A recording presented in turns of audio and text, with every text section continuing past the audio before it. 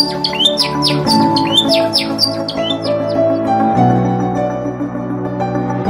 this, right? So, this is my good friend Gerard. He wanted to be here yesterday. He's been discussing community and events for a long time. You can tell your work stuff, man. He works for Oracle, right? So you can tell you're doing Oracle Cloud, right? So if you're interested in Oracle Cloud, this is the guy, right? So you can tell us the new things you were working on. But the thing is, he's an awesome guy, and we had he's very interested in helping the community. So he participated in a lot of different things with that, and that's why he's here. Jared, thanks a lot for your willingness to come here and share with us. And I think I was just told you this, but let me repeat this. I think that the topic that you suggest is totally awesome. It's a topic that we all need. So thanks a lot. So put your hands together for Gerald. Thank you. And the internet trembles. Everyone clapping for Gerald. And thanks, Scott, for the kitchen cabinet. I'm kind of missing the Zoom virtual background, but yeah, it's like I'm based here in San Francisco in a tiny shoebox, 1 bedroom, and that's as good as it gets right now. But thanks, Bruno, for having me. Yeah, so I like. During my day job, I'm kind of work for Oracle, as Bruno said, and don't worry, I'm not going to try to sell you Oracle database or Oracle Cloud or anything. But so before I joined Oracle, I've been a developer myself, and I was fortunate enough to have the privilege to come to Silicon Valley a couple of years ago, and hang out here and meet a lot of the tech heads around here, right? Great ideas and great minds and so forth. And in my heart, although like my day job, I'm a product manager these days, so they have me do more PowerPoint and emails than writing code. And I kind of still have to slip in an hour or two to write some actual code where I tell them I'm in a meeting. Now it's easier than ever again. I've always been a developer at heart and still see myself as such. And one of the things that I have discovered in the last couple of years, and hence my passion for how to stay up to tech, is that we all just the industry has gone very, very fashion driven, and basically, like we see something on Hacker News or somebody's tweeting something about some new technology, and that new technology may be really cool and really exciting to look at, but a lot of times it's also just like a hype kind of built around something that actually we have had 10, 15 years ago, and we have kind of forgotten, or something that's very similar to what we're doing, and for whatever reason everybody believes now we have to kind of change everything. And concretely, as Bruno said, what Bruno and I are trying to do here is that we wanna take the hype out a bit of the technology news that we can, so that we can make more informed decisions again, whether or not it makes sense to apply this or not.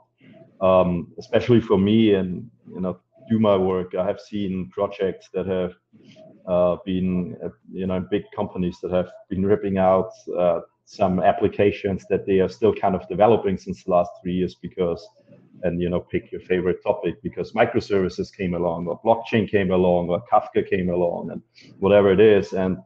And it's kind of funny to see, and likewise said, that they were just like, oh, we have to rip it out and do everything now, so because this is what the web is saying, it's the way to do it. And then when you look a little bit closer, it's like, well, who in the web is actually saying to do so, right? Where's the proof points and so forth?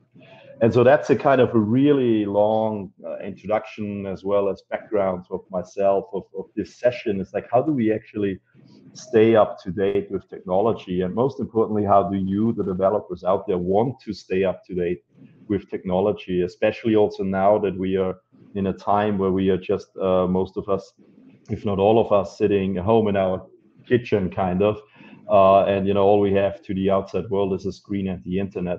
It's not as easy anymore as going to conferences before, and kind of meet your buddies, and it's like this, it's like they say, to tell you, go into this talk, this sounds really interesting, see what you think, and you find a couple of like-minded people and you can brainstorm and so forth. Now we're kind of even more so than ever relying on Hacker News, Twitter, and other things to stay up to date with tech. And yeah, it's just interesting to hear from everybody, how they would like information to be catered, and also for us to, as conference organizers or people in roles as such where they want to get information out on the web, to kind of take it serious that what we push out there has consequences further down the road. We should not just tell everybody to do X because it's open source and it's the best thing ever.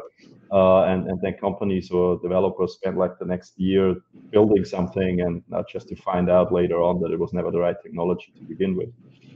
So I think, Bruno, that's kind of an intro to this discussion. And one of the things I have already kind of like I have kind of a couple of things that I've seen in the last months already, how the landscape is changing and things that work and don't work so well, that we can hopefully discuss here and see whether people agree, disagree, and come out with going out of this session with like ideas, but also a good discussion and what the industry in general should look like, what we should be doing, right? So especially, I know we have gone a lot into webinars now, just like this, right? And I personally already, frankly, see a fatigue of the general. It was interesting to see, right? We had like our tech conferences going on as usual, and to some extent, once you're in the conference scene, you kind of can mark your calendar. Oh, this conference in this country at this date, and then this one, and this one, and this one, and you kind of knew what you were going into.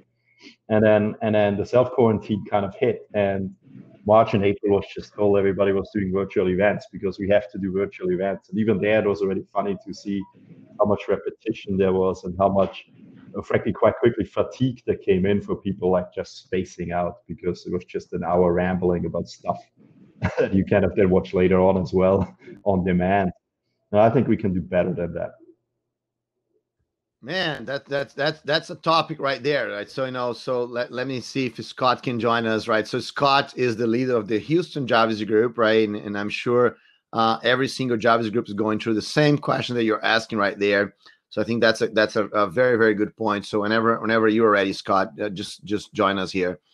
But and I totally agree with you that there was some kind of a fatigue, and I think that a lot of people went into just doing this right now. I'm do a live right on Zoom or YouTube or whatever, and just like one after the other.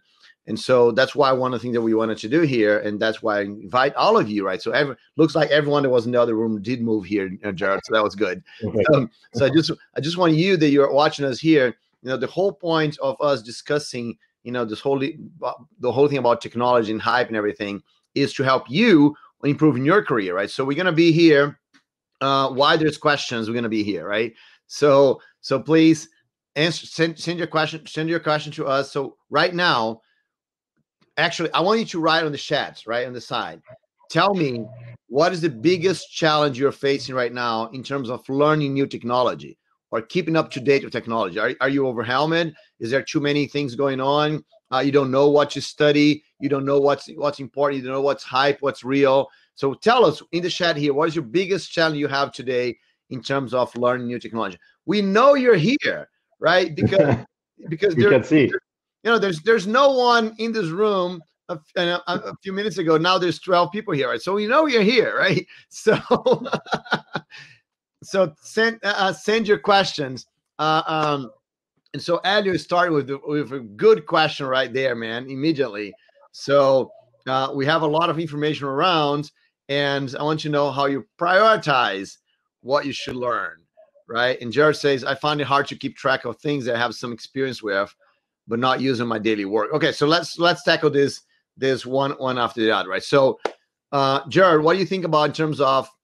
And by the way, just if anyone wants to discuss and want to give your own opinion, please, by all means, click on the button and join us here, and we can approve you to be here with us to give your opinion, because it's harder to give your opinion on the chat, right? But you can talk to us here if you want to say anything.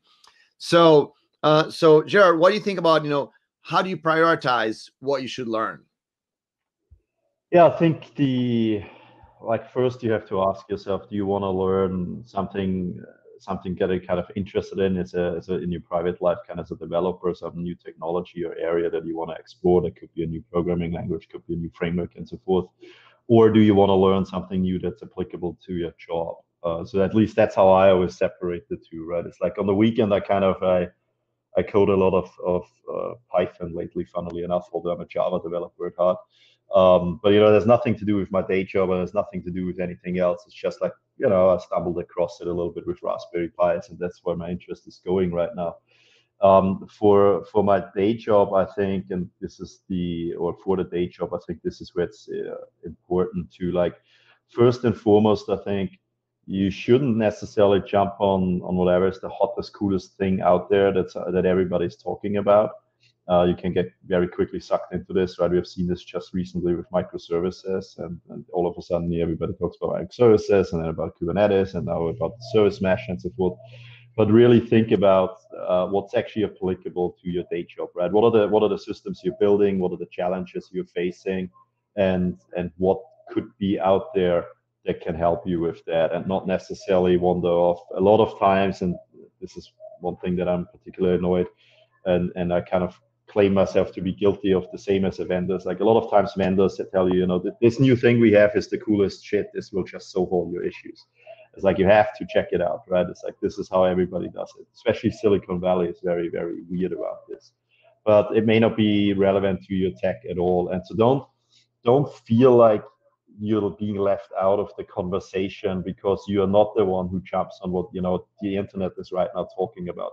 Think about really what helps you going forward, right? And again, if this is where the two bridge again, right? It's like, whether it helps you going forward in your day job or your personal career because you're interested in something, to learn something new, to expand your knowledge, and prioritize alongside that, right? And then frankly, take the first couple of days, maybe even weeks, to research each of these things, right? Too often we kind of only read the first Wikipedia paragraph and go like, yep, we're an expert now.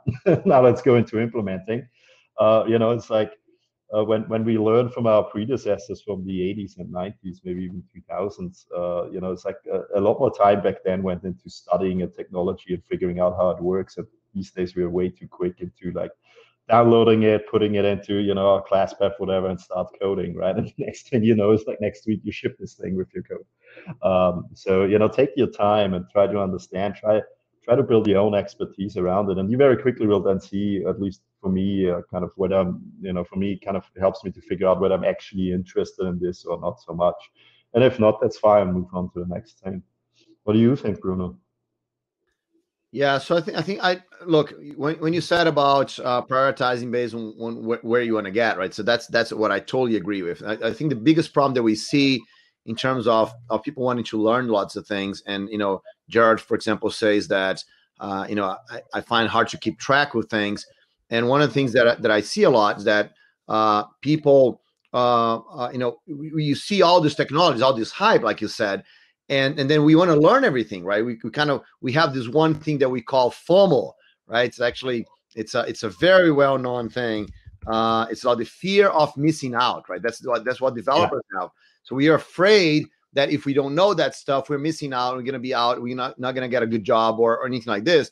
And so then we kind of pile up all those kind of things that we're going to learn. We buy lots of Udemy courses and books and download tutorials and all of that. Test it out with so many things that we're pushing ourselves to learn. But I think the trick is to figure out where do you want to get, right? Exactly. So you say, why I'm learning this?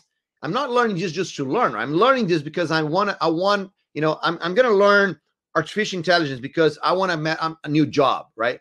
I'm going to learn, I'm going to do something in the cloud because I want to get a promotion, or I want to apply for that company, or I want to work on this particular open source project. I don't know. You decide where do you want to get, right? Because learning for learning is no point at all, right? You got to learn for a purpose, right? So that's the most important thing. So once you have a purpose, once you decide, and by the way, in purpose, let me just kind of clarify this a little bit. On purpose, my opinion is you should find out what is the biggest problem you want to solve. once you figure out what is the biggest problem I want to solve, then it's a lot easier for you to define what purpose you have. And more than that, it's a lot easier for you to figure out which technology you're going to learn, because it goes on the direction that you want to go. So that's, and I think, and by the way, I'm telling you this, I know I'm just telling this, but this is much, I understand it's easier said than done, right? Because I think it's a lot harder. Oops, everyone disappear. Hey, Jared, you drop it. Scott drop it. Jared drop it. I don't know what happened, but because that's yeah, no problem. So so that's one thing that I think is very hard, right? Finding what you want to do, I think it's harder than finding the technology. So the technology is the easy part, right? Deciding what is it you want to do, I think that's the most important thing. So maybe Jared dropped it because he clicked on somewhere else in the room, and so he moved to another place. And maybe that's how he disappeared. I don't know. So he's going to be back in a minute, I'm sure. So basically, that's kind of the thing. I think that's we got to prioritize the problem, right? Once we know what is the problem that we are looking for, the problem we're trying to solve, and that problem could be, I want to get a new job, or that problem could be, I want to help my boss be more successful, or that problem could be, I want to help all the managers in the world to be more successful. No, you decide how big is the problem that you're gonna try to solve. Yeah, and I didn't miss you much. I tell you what I did. I was stupid. I tried to update my picture there because in the chat I saw the blue GV, and I thought I should put a picture there. And of course, I hit the wrong button and I went back. Sorry for that. No problem. But I'm not going to touch anything anymore. Yeah, so if you want to do this, you got to go to your profile up there in the corner, right? And then I already did, right? It's all there, but I managed. Okay, you did that. Okay, right, cool. I just clicked, when you click on my account, it took me to my account page. Yeah, right. Okay, yeah, I see you right there with a picture. Yeah, cool. Okay, so the picture did work. All right, cool. Yeah. But yeah, I think you're spot on what you say, right? And I think FOMO is one of these biggest things we have in IT right now, right? We're also overwhelmed. There's just an ever increasing amount of technology out there. And frankly, with the internet and social media and so forth, also an ever increasing amount of great stuff that somebody did. And to some extent, I mean, I was never trained for that when I came out of school, when I graduated, or anything of that. Right? It's like that didn't exist back then, right? It was like, I mean, to all intents and purposes, the internet was still very, very early stages. So we kind of like, here's a book, learn this, right? And this, again, I think that's one of the things why our predecessors, or even us, right, had this thing of like, we study really long a particular technology because we studied in a book, right? There was nothing else there. And now there's just like, boom, it's all there. Just always keep in mind what you're trying to solve. It's funny how often, ask the question yourself, and frankly, ask the question your colleagues as well and friends. Is like, so great, you're looking at this technology, you're learning about this technology. So what does it do for you? What does it actually help you? Mm-hmm. I was amazed how often I didn't get an answer, right? I mean, the answer was like, look, this is how Uber does it, or Twitter does it, or whatever, right? So yeah, okay, good, right? But it's like, what does it help you, right? It's like, right, exactly. That's what everybody does. So anyway, that's also figuring out whether something is just, very popular right now, or it actually helps you. Awesome. That's awesome. So Jared asks, I think it's kind of a follow up to that thing, right? He's asking, I think it's hard to keep track of things I have some experience with, but I'm not using my daily work. So imagine, I mean, there's so many things that we know, right? Mm-hmm. And then if we don't use them, we kind of lose them a little bit or a lot. So what do you think about this, man? Do you think that we have to keep track of everything that we know? And by the way, before you answer the question, let me just say this. Marcos is asking to come here. I'm gonna allow him in a minute, but let me tell you this. Scott messaged me on the side, and he said that his son that lives in another country is calling, so he had to answer that. So we're not sure he's coming back or not, right? So and he apologized. He wanted to be here, but okay. So let me get Marcos here, and then you go ahead and answer what you think about keeping track of things. Yeah, so Gerard is an interesting question indeed, right? And the way how I personally tackle is I kind of make hobby projects out of these things, right? Or like, I mean, frankly, really just literally open source projects. Like for me, as I said before, I got a little bit into the Python world because of Raspberry Pis and stuff. And actually, you know what, I'm gonna show you right now because we're all at home now, right? So it's easy, right? So it's like, so I Great. was like, you know what? It's like Raspberry Pis are fun, right? And I found this little thing called a Sense Hat that you can put on top of the Raspberry Pi and then program it a little bit. And obviously, it doesn't do anything now; it's plugged out. And you know, it's like this is the way how I kind of keep up to date with stuff I want to do or want to know more about, or not even getting rusty, because at least there's still some passion in it, right? It's like it doesn't feel like, oh, okay, it doesn't feel arbitrary, like okay, I sit down at 8 o'clock at night or whatever and I do an hour of stuff because I don't want to lose the skill. But there's some passion behind it, right? Or other open source projects that I have, like one in particular that just wrote a stupid CSV command line loader because one day I got fed up that in 2020 I cannot just load a CSV file into a database quickly, right? It's like be done with it in the command line. And this is kind of how I keep my skills sharp. And because those are hobby projects, you know, there's an internal push in myself of like, yeah, I want to continue. I want to keep going. And as a matter of fact, it's like I have a list there of pet projects, especially now in self-quarantine time, of things to do. Like one of the things I still have to get around, I want to learn Java FX or relearn Java FX. It's been years. And, you know, there I'm kind of thinking, yeah, you know, it's like I want a little tool that just was able to connect to a server and basically plotted the CPU and memory IO graphs on your client, on your desktop, and you could just add a couple of more. And I know that in the days of Grafana, and again, all this well, I shouldn't say all hyped all the time, but you know, in the days of Grafana and all this great technology out there that already does that, I'm kind of like, yeah, I mean, nobody will maybe ever need this tool other than myself, but it's a great way. I'm interested in this. It's a great way for me to learn Java FX. It's a great way for me to re-explore how to SSH connect in Java to another machine, right? It's like how to actually run stuff over there and pipe it over to your client, like all this stuff. And even if nobody ever picks it up, I don't feel bad about it because it helped me stay sharp and I learned something new and I had fun doing so. That's how I personally approach these things. Now, of course, like I'm not showing you that list on my whiteboard I pointed to because there's like 2, 4, 6, 8, 10, 12 pet projects there right now. And of course, I only am working on 2 right now. So that's the danger. Like, so much I want to stay, you know, up to date with, and you know, there's only so many hours in the day. But that's how I do it.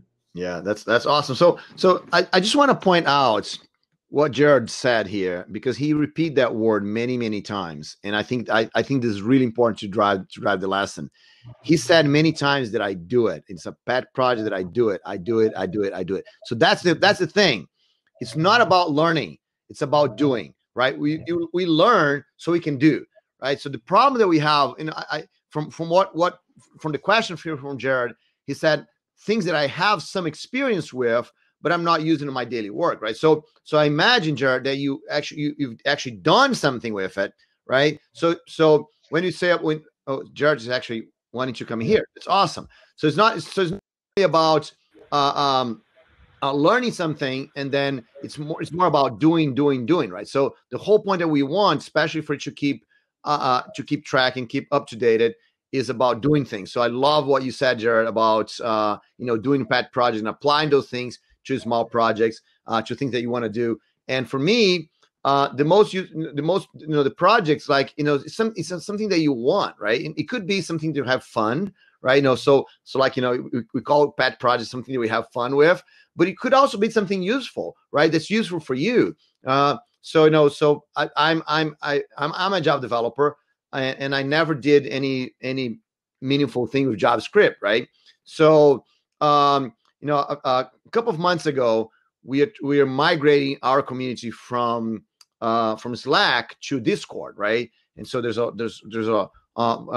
for me, in terms of community, I thought Discord is going to be a lot better. There's no limits. There's all kinds of better things. There's moderation, all kinds of stuff.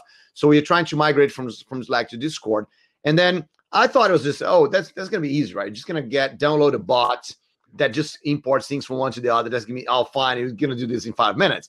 And then I search and search and search. There's no bot that would do this, right? So I'm like, okay, so maybe I got to do something. So I said, okay, I'm gonna, I got the Java bot API from Discord, so I'm gonna do a Java program that does that. But then I told this to my mentees, and Hugo, the friend of mine, that's like, say, hey, I want to help with this, right? And so I said, okay, so here is the Java library, you can do this. And so Hugo said, well, let me just learn the API. And so he's a JavaScript developer, and we're gonna do this in Java, but he just wanted to learn the API. So he started with JavaScript. And so that was the day that I went to sleep. And so he started working on it. And so next morning he said, well, I put something together in JavaScript so we can get started. I said, okay, cool. I said, now we can port to Java. I said, no, that's okay, right? So you're doing JavaScript. I can learn JavaScript to help you out, right? And so we can do that together. And so that's my first meaningful JavaScript project, was actually done, to do something useful, right? To actually migrate from Slack to Discord, and it worked perfectly. And it's like an open source project somewhere, but so you work it perfectly. We migrate our community. So I think this is, every time you do things, that's what makes a whole difference. So hey, Gerard, thanks. I was just didn't want to stop talking, but welcome to the group here, man. Thanks for doing that. Yeah, so I also have some pet projects, and then I have one in Rust and one with Clojure. But then still, like, there's new language features added and stuff like that, and that's, well, it's also not always relevant to your pet project, and it's kind of hard to keep track of those kind of changes. But I guess that just, well, when you're, because now one of those pet projects also led to a library in Rust that I'm now working on and updating and stuff. And then, oh, this is new, and oh, this is new. And sometimes some things like there's some helper that's called Clippy in Rust that helps with formatting your code and stuff. So then by that, oh, I can now use this form, and that's actually much easier to read and much less hassle to write, that I can now use suddenly. But it's like those little things that you would like to just always work it, or just keep track of how the language is changing, but it's just hard, especially with Rust that's also changing quite fast. So. I mean, this is, you have a really good point there, Gerard, right? It's like staying up to date with all the new things that a language can do. It actually is kind of, it goes both directions, right? Rust, as you say, it's still changing really quickly, and it's kind of difficult to just stay up to speed. And then I see, like, in the Java ecosystem, you kind of go like, Java has all these advanced, the latest Java version, still on Java 8 or 11 or so, and you kind of fight to not be able to use this new functionality because you're just stuck in an older version.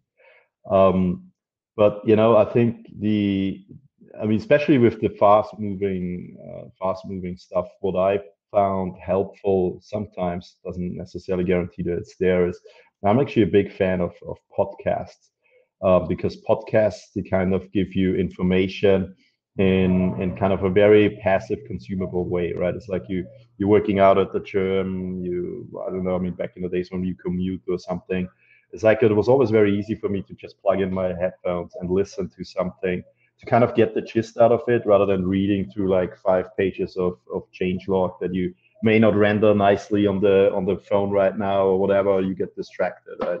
So that and I mean, that's one way of doing it. There's no guarantee that there is a podcast around for something like that, right?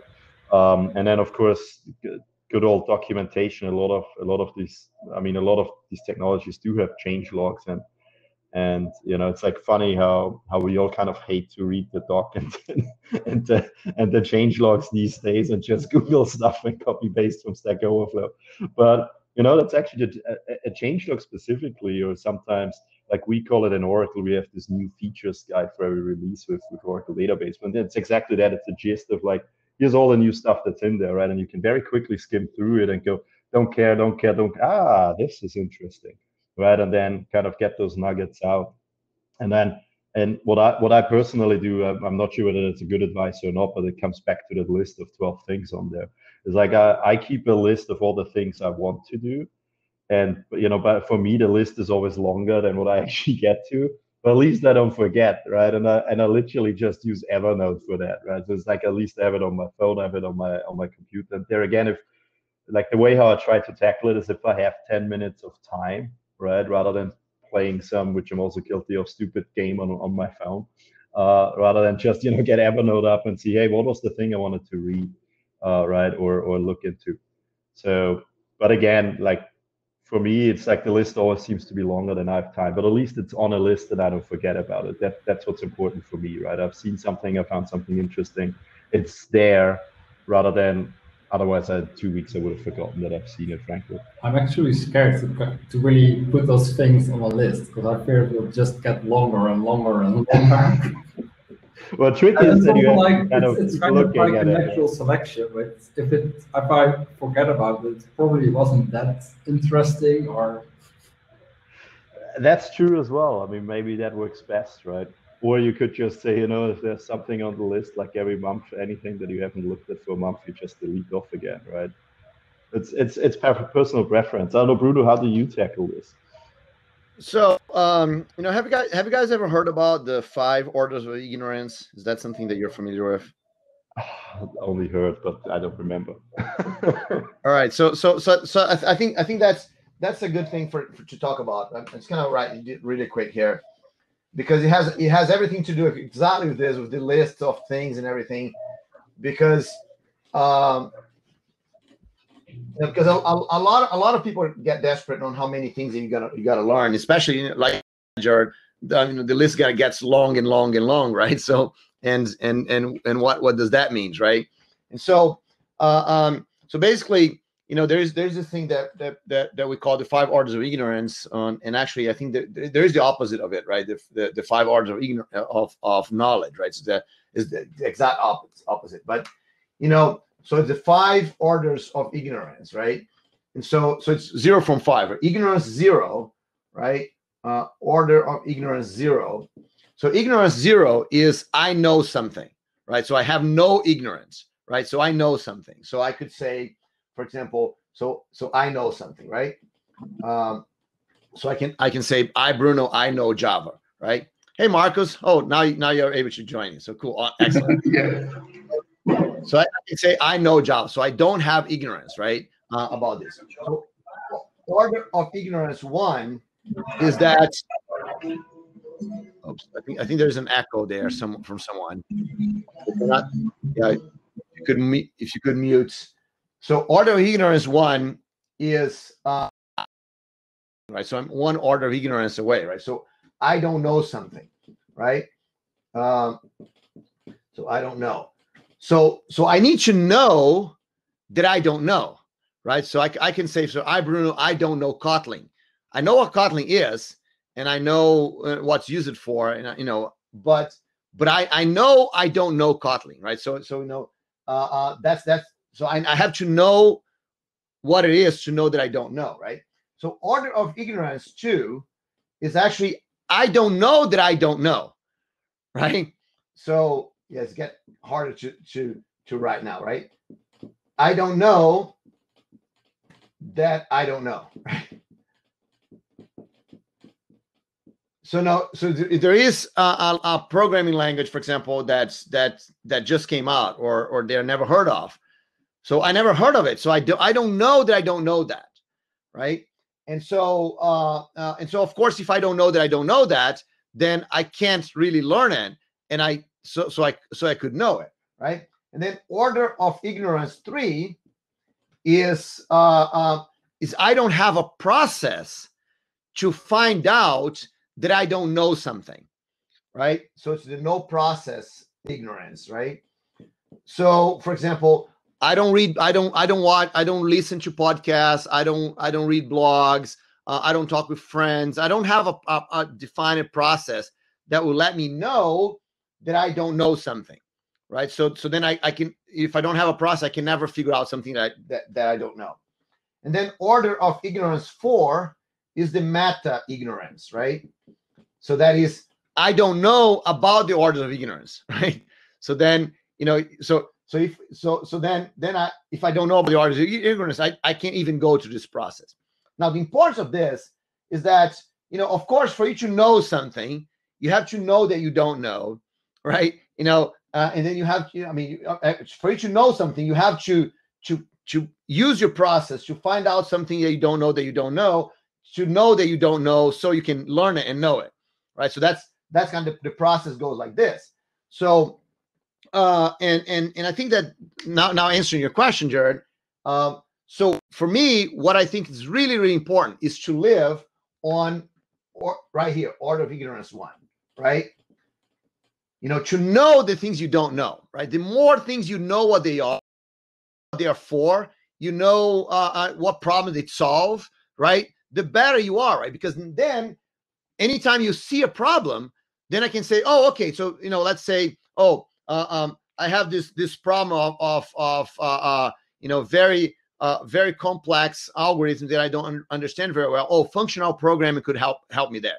I don't know about functional programming. I've never done anything like this, but I know it would solve that kind of problem. So when I have the problem, I can go and figure it out, and I can learn the technology and apply to that problem. So I don't need to be trying to learn everything and apply everything, because I just know what the things use it for. So when I know what language, I know what JavaScript to use it for, I know what Kotlin is used it for, I know what Go is used it for, so I can know all those things. And so when I have that problem, I can apply, and then I can spend some time to learn to actually use it. So now what I've noticed that if you talk to someone that's a beginner, right? A beginner either lives on here on order of beginner 1 or 2, right? Actually that's you can think in different ways, but a beginner, someone that's beginning, they usually are either on 2 or 1. So I mean, they only know what they know, right? I'm sure you talk to someone just out of university, and they talk to you like they know everything, right? It's like they don't know anything. You hear in their words that they have no idea of lots of things, but for them, they know everything, right? Because they're right here. They know everything. But then what happens is that when they start learning a lot more, they found out that there's a lot of things that they don't know, right? So I mean, so basically the beginners are here, so they don't know what they don't know, basically, right? So they know a few things, but most of them they don't know. So when they start learning that they don't know things, they get desperate, because they see, oh, there's so many things and I don't know anything, so they get desperate. And so for me, that's the biggest difference between a junior developer and a senior developer, right? The junior developer, they get desperate when they find out there's something that they don't know. And I think the senior developers are more like, oh, I know I don't know that stuff, and that's okay, right? When I need it, I can sit down and spend 2 days and learn it and go forward with that stuff, right? So for me, what I think that we all should do is that we should get as many things, because that's the difference, right? The difference is you don't get desperate, right? The senior doesn't get desperate because of the thing that he doesn't know, right? He just understands it's one more thing that I don't know, right? But at least now I know that I don't know. So if we learn how to not be desperate, because it's hard, I understand that it's very hard to not be desperate, right? If we learn how to not be desperate, then we can have a whole list of things that we know. And James Gosling, on an interview one time, he actually used this metaphor. He said that you get was it James Gosling that said that, or I think it was either James Gosling or Ed Burns, one of the two that were discussing career one time. So one of the two said that, so you hear something about that, you don't know what it is, right? And then you catalog that, right? You go in your mind and you catalog that. Okay, oh, so what is that thing? Oh, Kotlin. What is Kotlin? I have no idea what it is. So I research, oh, Kotlin is a programming language and it's used for that, right? So you catalog that among other programming languages, right? So at least you know what that stuff is about. And then that's the way for you to do. So, if you it's a long answer, Jared, but I think that's the reasoning behind it, right? You have to kind of group things into things that what they're used for, and then be ready to learn them whenever you need them.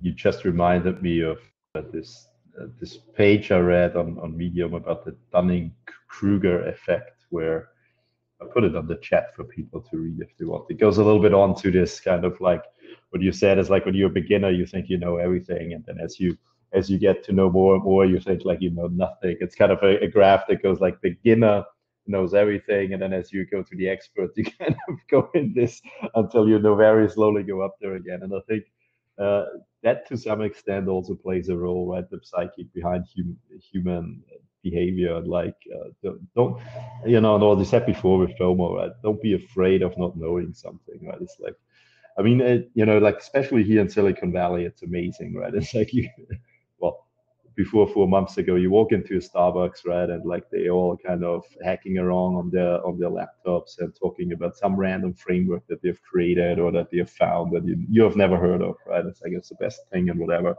and you see those other kids kind of like, oh my God, like going back to this fear of missing out. I have to learn this, I have to know this, etc. Right? And I know nothing and have this mantra. And I think IT by now or software is so big that nobody can know everything, right? It's as simple as that. Even the experts, nobody can know everything, right? It's like impossible. There's just too much out there created by millions of developers every day.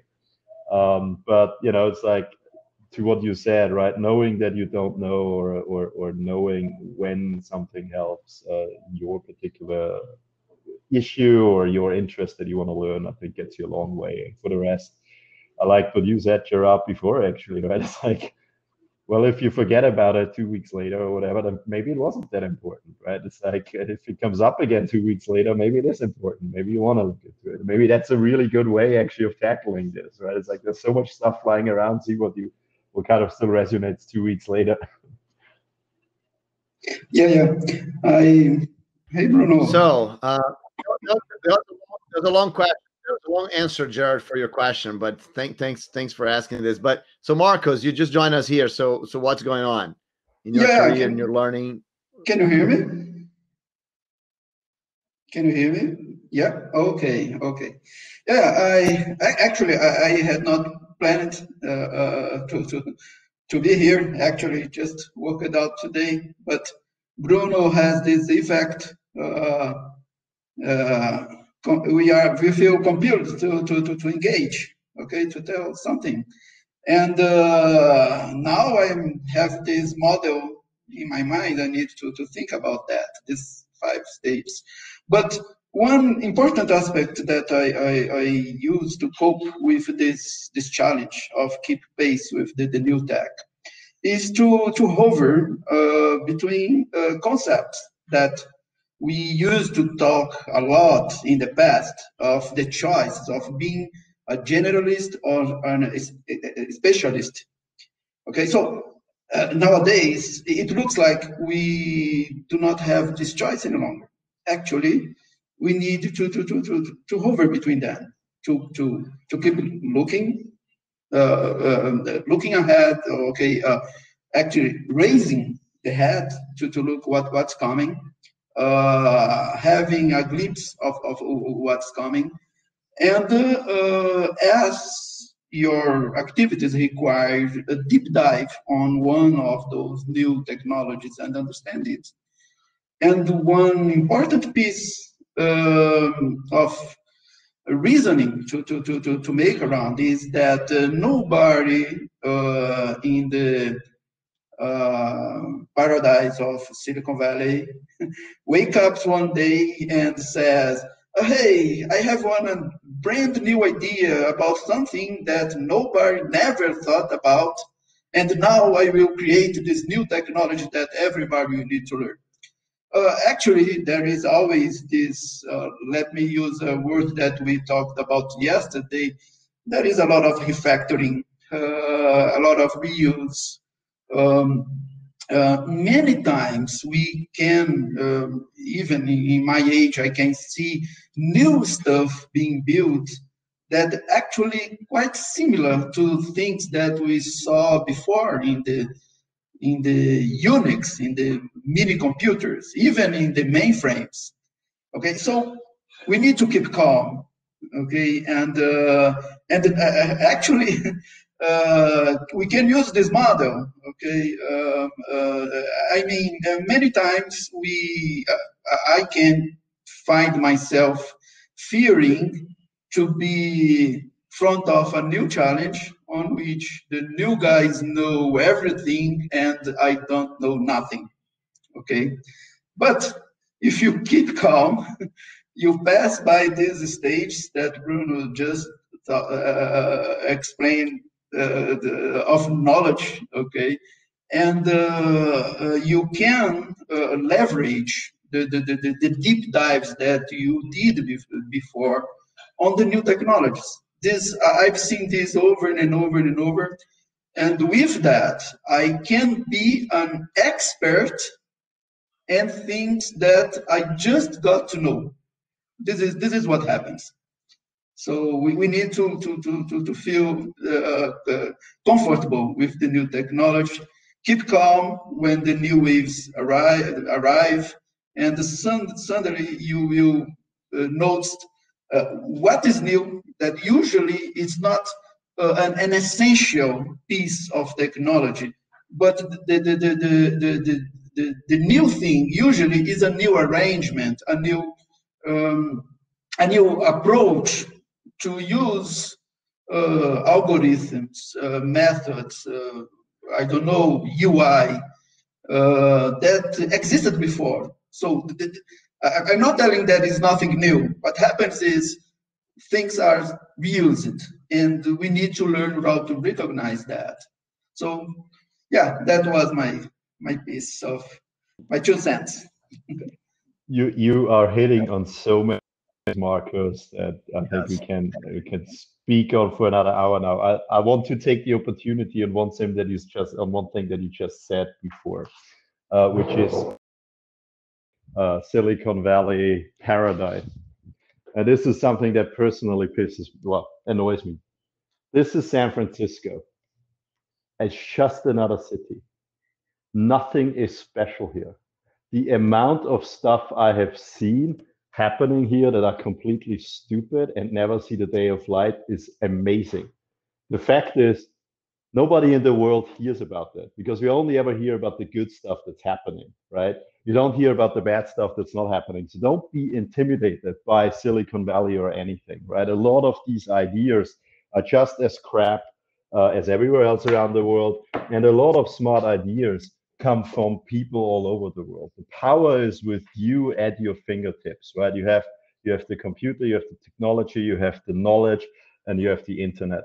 The fact that Silicon Valley is there, but never for one moment think that Silicon Valley is something different. I have seen so many things going on where you go like, frankly, it's nowhere different than anywhere else. Especially one of the things that happen here quite often is, and it's kind of hilarious and sad at the same time, is like there is many people in all those startups. The average lifespan of a developer is about a year or less. And what happens is they come up with a new way of doing things. They're gonna write some stuff, they're gonna prototype it, they're kind of working on this for the year, and then they leave either just before it went production or just after it went production to a new company where they said, hey, at this startup I did X and it was amazing.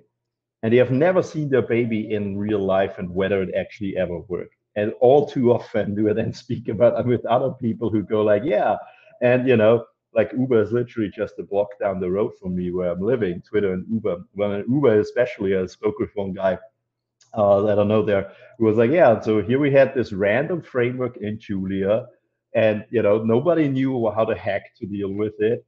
Just this one guy who wrote it, he's now off to Airbnb. We ripped it all out and started from scratch because he was the only guy who knew Julia. And this stuff is happening constantly. So be not intimidated or don't think for a moment that Silicon Valley is special. I also really like, Marcus, what you said, that a lot of the technologies that we are dealing with today are either actually, frankly, kind of the same that we had for a long time, or kind of an iteration on it. So I'll dive a bit deeper in a couple of angles, right? Cloud serverless computing. You pay per the CPU cycles used, right? Or the function you have invoked and the CPU it's used. Amazing, right? It's like great. You get like fine granular billing. It's amazing. We had it in the 60s with mainframes. I wasn't around back then, right? I have a lot of my colleagues that were in Oracle that told me, this is nothing new, guys. It's like IBM charged, you rented a mainframe, you didn't even have it, right? It was in their data center, and you were charged by the, I think, MIPS or whatever they called them, right? The CPU cycles you used. It's like, it's nothing different. Just what happened is that at some point in the time, the industry said, hey, rather than paying IBM all that money, I just buy my own commodity servers, put them in my own data center, and I don't have to pay them for it. And now we're kind of in this pendulum effect in the other way again, where it's like, oh, rather than having all these servers in my own data center, I just pay somebody else to do that for me. And I bet you in 20 years or even less, we're going to swing around the other pendulum again. It's like, oh, let's just have it in-house if you're not already there.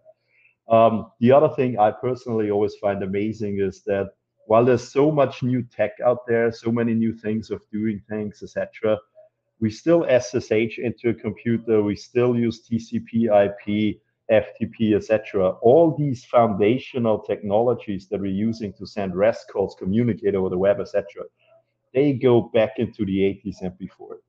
And what I actually find amazing, and on the flip side, sad at the same time, we have this idea that, you know, you have to build something new and shiny for it to be cool. Legacy is bad, maintaining something is bad.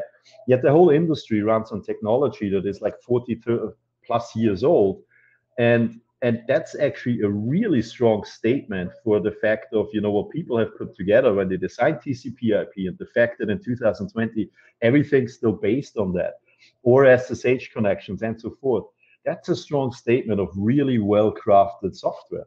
I much rather would be part of that and say, yeah, we did that back then. And, you know, maybe we spent 2 years to figure out how this would actually work large scale and so forth, than somebody who says, yeah, we wrote some new framework now, and then in a year they're going to toss it away and wrote another new framework now, because it's only what's new and shiny that's important.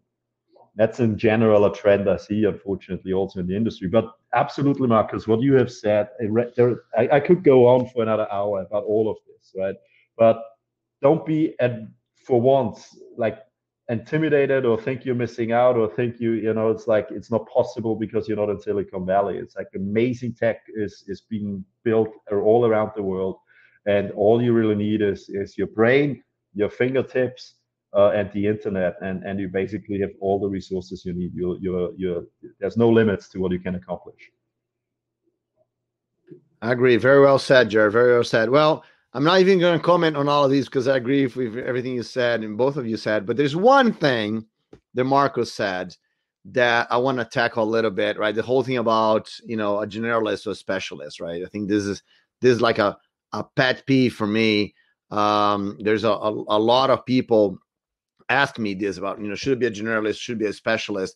And you kind of said something that's like, you know, let's go in the middle of it or something like this. And a lot of people call it T, right? You know a little bit of everything. Then, you know, some things you go deep.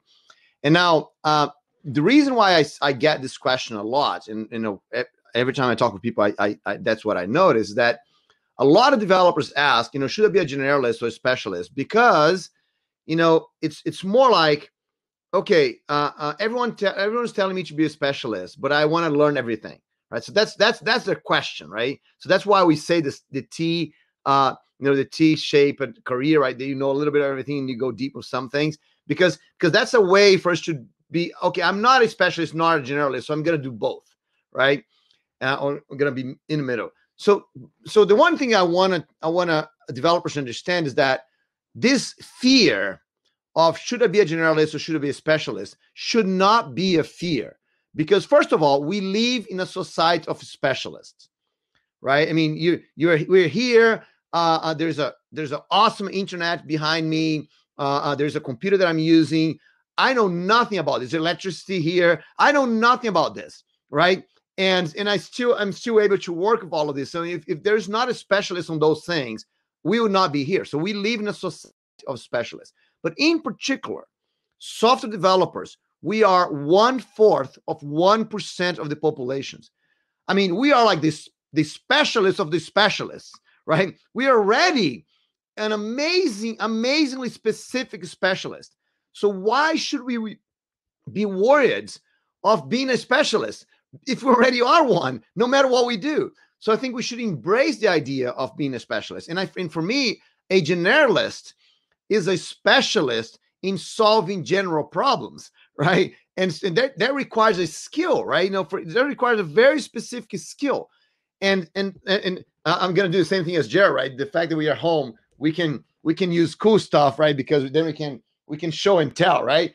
And for me, every time someone asks me, oh, but Bruno, if I'm a specialist, that means, I'm just going to be focused in Java, and I'm not gonna see everything that's going on, and because that's the fear everyone has. Oh, I'm going to be a specialist in Java, and I'm telling you this: if you are a specialist in Java, it's the same thing as a carpenter that comes to my house and say, hey, Bruno, I'm going to fix your roof because I'm a specialist in hammers, right?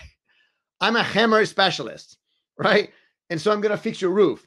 And I don't want to hire a hammer specialist to fix my roof. I want to hire a carpenter that will use a lot of different tools to fix my roof because he knows what you use when to use, right? And the thing is, I'm not going to hire a specialist in doors to fix my roof, not vice versa. They're going to use the same tools, but they solve different problems. So I do think that some people should be specialists in tools. For example, this hammer here is made by Tramontina, it's a famous tools company here in Brazil. So I think that Tramontina hires hammer specialists, right? And I think those guys should be really good and understand how the hammer works and understand the physics of it and understand how heavy it has to be and how strong the wood has to be. I hope those guys are very, very good specialists in hammers. So that's why when I use, Java, for example, I expect there's someone that's very specialist in the Java language. And, that's Brian Gatz and all his team, right? Those are very, very good specialists on Java because they know what they're doing and they're building the tool. So the guy that builds the tool should be a specialist in the tool. But I think for most of us, we're not tool specialists. I think we are all should be specialized in problems. In which problem do we want to solve, right? So I'm going to solve this problem. I'm going to solve the problem of deploying microservices applications written in Java for finance institutions. I mean, that's a huge and sophisticated problem that you can solve, right? And if you're a specialist in that, you can use all the tools you want, right? Because tools are not the specialization here. So you can use all the tools you want to solve that sophisticated problem, and that's going to make you a much better developer. And then you don't have to be afraid of being a specialist because you're not afraid of missing anything. So sorry for the long answer but this whole thing about I love that analogy, actually, the tools. It's like I'll steal that eventually at some point, Bruno, if you don't mind. And actually, you need to remember that in the hammers factory, there are the specialists in the head and the specialists in the hammer, in the handle. Right. Okay? Yeah. Sure. And in that factory, everybody needs to understand the general idea of the hammer. Okay. Right. So there are levels of abstraction. Okay. So everyone needs to find, each one of us needs to find his space. Okay. And understand, be generalist. We cannot be generalist in the software industry any longer. Okay, it is not feasible. It's always right. I can tell that the cloud is nowadays like the mainframes were in the past. Nobody knows end to end. Okay, so in each one of our positions, you need to be generalist to understand your context, and a specialist in something at some point. And what Bruno said, it's important to be recognized as a person that can be called to be the specialist when a new challenge arrives.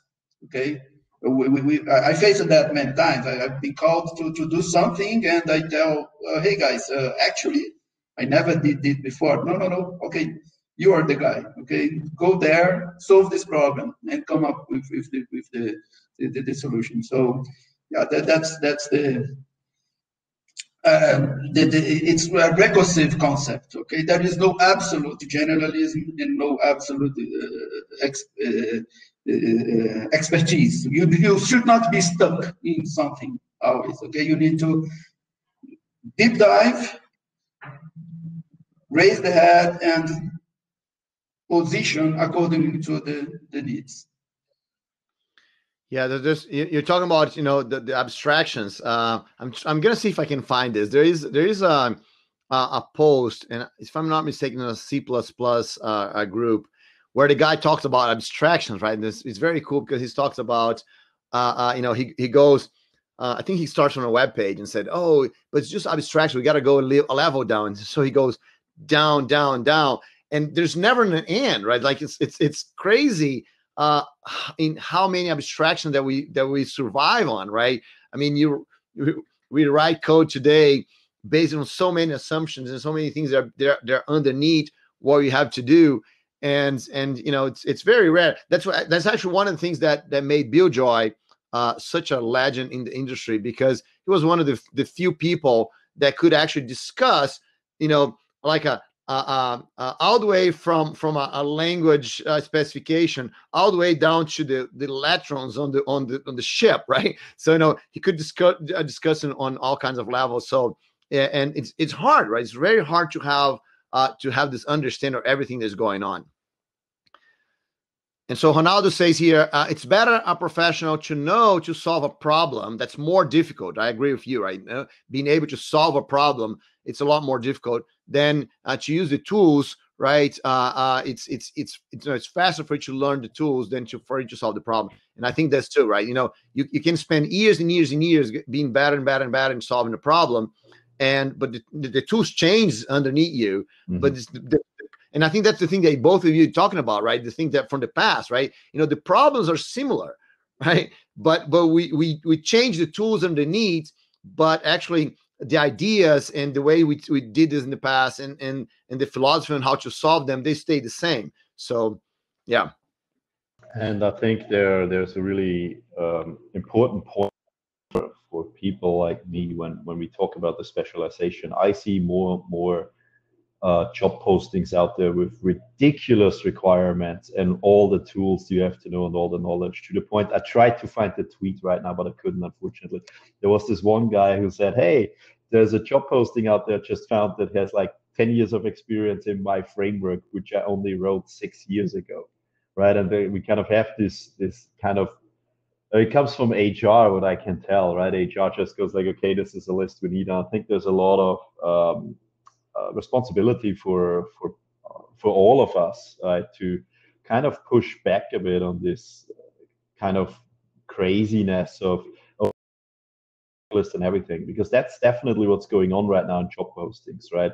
Specialist in this, specialist in that, like 10 years experience, 15 years experience, and for stuff that's not even out there that long.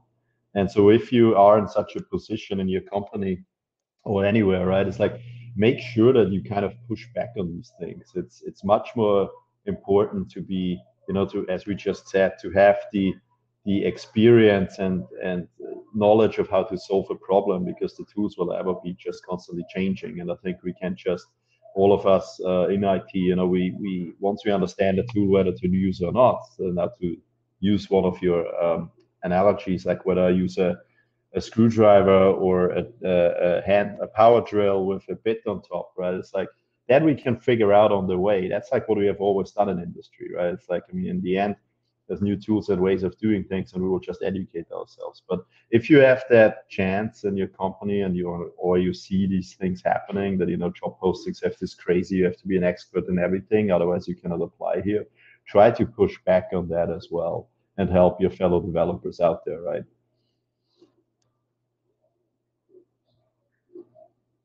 Very true, Jared. I think this is a problem, and a lot of times developers, it's a funny cycle that I'm not sure exactly where it starts, right? But and I'm not sure if developers start calling themselves that way, and then HR picks on this, and then everyone else. But the cycle is, developers see things like, oh, they're hiring a full stack developer, so that's like the position, and so and then they see the list of things that the guy's asking for. So now, oh, I know I need to learn all of these because companies are asking for that, right? And then then they now they call themselves full stack developers because that's where the jobs are being required. And then other developers say, oh yeah, I need to be a full stack developer also, or something like this. Right? I'm just kind of DevOps specialist, right? That's a lot of people in the. I remember, I remember the beginning of. Yeah, in the beginning of the DevOps process, everyone was saying, look, DevOps is not a department, right? It's not the third department. It's not like methodology.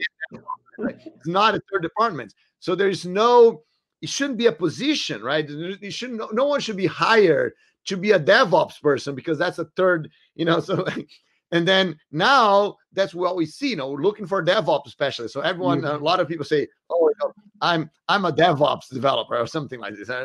So I mean, so I think that's a crazy cycle. And yes, we have ridiculous. And I think the most ridiculous ones are the beginners, right? The beginners, the thing that they list for a beginner is like, and there's a cartoon, I think it's from XKCD, that he says, DevOps jobs. Yeah. So I think it's an XKCD thing that he says, watch on the job requirements, right? Like, no, you're gonna send a spaceship to the moon, and it's gonna be like, you have to know everything to send a spaceship to the moon. And then what's the actual job? Oh, I want you to change the color of this button here, right? Yeah. Because I don't mind if you have a long list of requirements, but the list of requirements has to match what I'm gonna do, right? Because if you hire me, that I have all this list of requirements. And it's very funny that you get the person with all this list of requirements, and then the salary doesn't match, right? So that's a good indication for you that this guy has no idea what he's doing, right? And then let's say the salary matches, and the work they have to do doesn't match, right? So I mean, that's frustrating for everyone. So I totally agree with you, man. We got to push back on this. So now, CLX asks here, what do you think about low-code platforms? That's an interesting question right there. Anyone has any opinion on low-code platforms? I think they are great tools and platforms to use. So like we in Oracle, we have 2 of these low-code platforms, but I think they are addressing a different need. So I always struggle with our low-code guys that they kind of want to pitch to developers, whether it's full stack backend, whatever, just developers that write a lot of code, to like, hey, if you were to use this low-code tool, you don't have to write all this code. This is amazing, etc., etc. And I think that's sort of a little bit of the wrong message, because I think the local platforms are great for people that aren't actually developers. Now, I'm not saying like never ever touch a local platform or not, right? Just again, it goes back to what we said before. It's like, where's your interest, and what do you kind of want to accomplish, or what problem does it solve for you? And if it solves a problem for you, that's great. So, like, one of the local platforms that we have is kind of a very simple way of doing a UI over a database. You have data in your database, you just want to have a table over on a browser, frankly, to put it very, very simple. It can do many other great things, but that's kind of one of its core abilities. And, there the idea is, you really don't want to sit down and write your next JavaScript Node.js application with all the bells and whistles to kind of actually very fitting go back to this CD comic of like all this spaceship launch thing to just have a button there. Really, all we want is a table on top of the data, and don't spend 2 months writing this Node.js thing and whatever. And I think for these kind of things, low code is really good. Also for by definition, for people, if you don't know what low code is, they enable you to basically code generators for a lot of it, right? Or take a lot of the boilerplate code away from you, and you can still put some code in, hence low code. You just write less code. And so yeah, I think they're great. I see they actually work really well for people that aren't developers, full-time developers, that have the deep knowledge of programming languages and so forth, but still want to accomplish something, and they still can't put together some small code pieces. It's a little bit like, you know, we used to have with Basic and Excel, kind of like, yeah, I can write a macro of something, right? It's like does something that's kind of a small, concise, and most of it is UI driven. But likewise, also, you know, if you are in that space or you have this interest there, I would give them a look, because, you know, they may take some of the boring tasks kind of away from you. Perhaps, right? If you don't want to do this, if you don't want to spend your day putting together all the plumbing to have this table on a web page that you can automatically resize and so forth. Right? For me, this is something that I couldn't care less, for example. I'm more like the guy who wants to know, okay, how do I get the data there and so forth. Any other opinions on low code?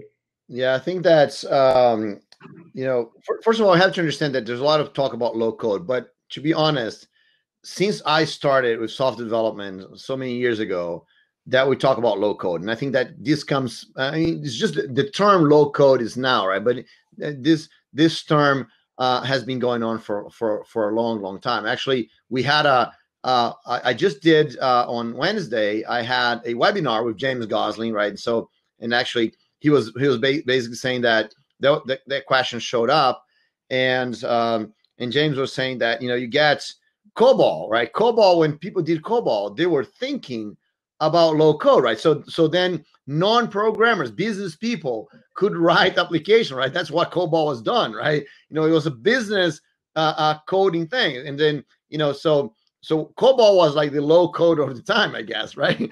And so I think that we always going to have tools that's going to make development easier, and that's awesome. I love this. I think that we should have more tools. We should have. Remember, we are software developers are 1/4 of 1% of the population. I mean, there's no way that we're gonna have you know, and we have a huge impact every single. Just put together those two phrases, right? First of all, the fact that it's a fact that, you know, 1/4 of 1% of the population is a developer. With the other thing that Ford has been saying for 10 years now, that today every single company is a software company because everyone depends on software. So I mean, so you put those two things together and they don't match, right? You know, so we need you know, we need both much better developers, right? Because you know, so we can do things better, and we also need a lot more developers. We need both two things, right? We used to have this conversation on a career presentation that me and Edson and Naga did, that I would defend that we need more developers, and Edson would defend that we need better developers. Right? But we need both those two things, right?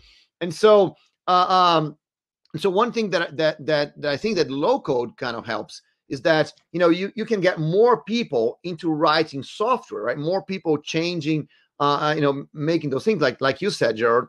It's easier for people to do that, and I think that's awesome. Now, the problem with the low code that we always have to understand is that, you know, the low code assumes there's no way out, right? It assumes something, whatever it assumes, doesn't matter what it is, right? You assume something, and then that assumption will fail at some moment, right? I mean, there's some kind of applications or some kind of use case or something that you're doing. In some moments, that assumption is going to fail. And when it fails, the question is, can you get out of the low code or not? If you can, that's okay. But if you cannot, then there's nothing you can do, right? So I think this is the place that developers are always going to be, that we always have to think about. And I think it's totally fine, man. Look, that's like, just to give a real example, right? I want to do a little app for the phone. I mean, that's one thing I've been thinking the last few days. You know, to help my mentees on one specific thing that I want them to do, and so look, you know, it's a tiny little application that I want to solve a very specific problem, and I'm not going to sell this to anyone. I mean, it's just like one thing that I want done. And look, I have no problem whatsoever. I haven't done it yet, but I have no problem whatsoever. And you can go like to the no-code solution from Oracle, for example, that generates mobile apps, and just kind of put the application right really quick and have the application for my mentees. And I would love to do that, right?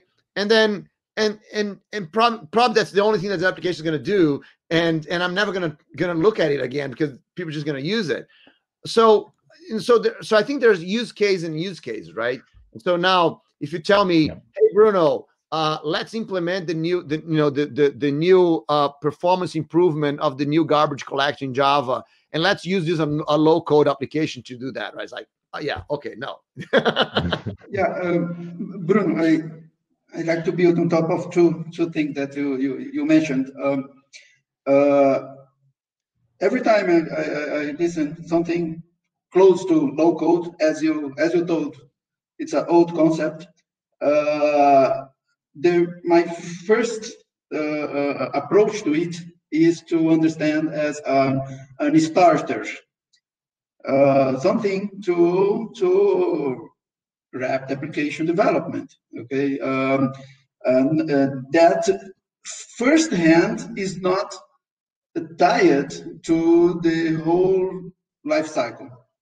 Okay, maybe it can be just for prototyping, or it can be as a starter. Okay, to have the first version to be then messaged in direction to the final product. Unless you have defined that your API, okay, your language, your implementation language is the low-code tool itself. So by doing that, you become limited to what is offered by the low-code tool. So it's very useful, but you need to have very clear, okay, what is the intention, especially when the low-code tool is tied to underlying language, like a code generator. That is the problem. The low-code make assumptions to simplify, to make it easier, and then you need to know what happens when you go to use the whole power of the underlying platform. You need to have a plan for that. Forget what you did before and start over again, considering what you learned, or you know that you can reuse this generated code and go for that.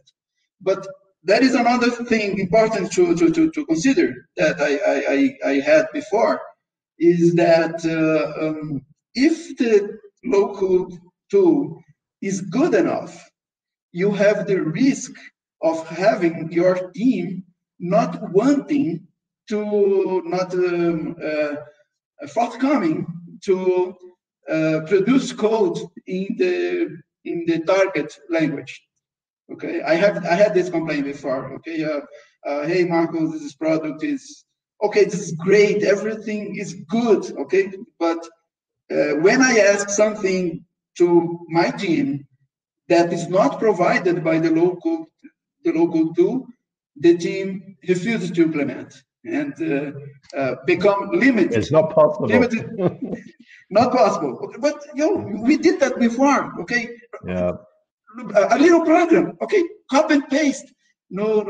Yeah, because maybe it's so wonderful, so good that people do not want again to go there and write line after line, check syntax, check what's going on. Okay, so yeah, so I think that low-code tools are good tools, and we need to use them, but consider all these factors.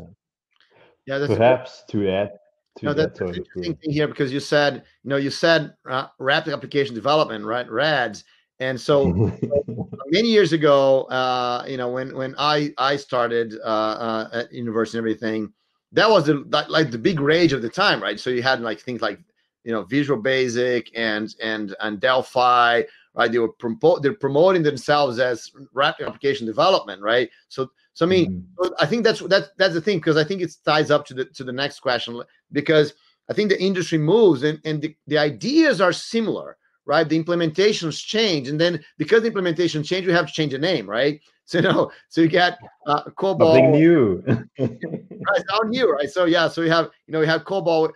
I used to have, before I in my first year of university, I used to because that's what I did before I joined university. I did programs in Clipper and Pascal, right? So my first year of university, I represented a company in Spain that had this library that allow you to write visual software in Clipper, right? So you have like Windows and like a VB kind of thing, but the Clipper was the language behind it.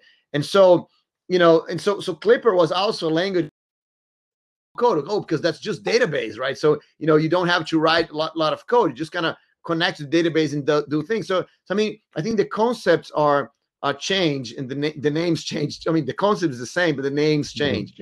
And now we have one more that was not part of the question, but we have one more that's going on right now. If you notice how many news have coming out of artificial intelligence generating code, right? So there's a lot of new ideas and software and everything.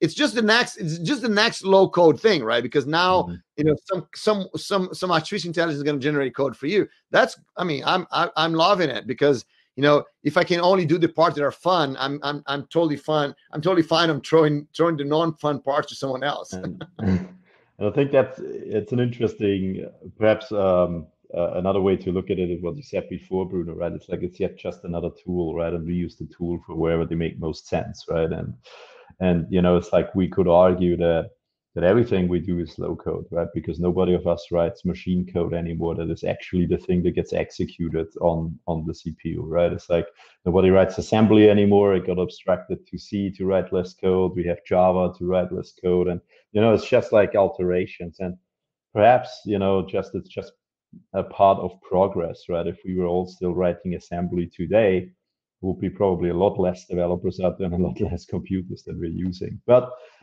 just like everything we use, it's just another tool. It depends of whether it works for you or not. It's not inherently good or bad. Just use it where it makes sense and don't end up in situations, as Marcus said, where people are then, no, that's the tool of choice, and if you cannot do X, then we're not going to do it, right? It's like done. It's like, no, it's the tool of choice for X, and if it doesn't apply to Y, then we find another tool that applies to Y. Just to be picky, assembly is low code to machine exactly code. Yeah, exactly, right? It's all like abstractions, right? Exactly. Gate logic and so on. Yeah. Bruno, there are stuff in the chat. So basically, I just want to go back to Raul's question, but Shielax makes a funny joke here, right? Who programmed the low code platform? The programmers, right? So yeah, so that's the point, right?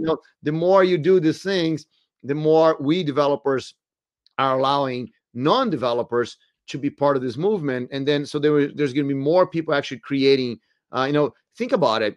I'm gonna say something that the developer is gonna cringe here for a minute, but think about it. Excel.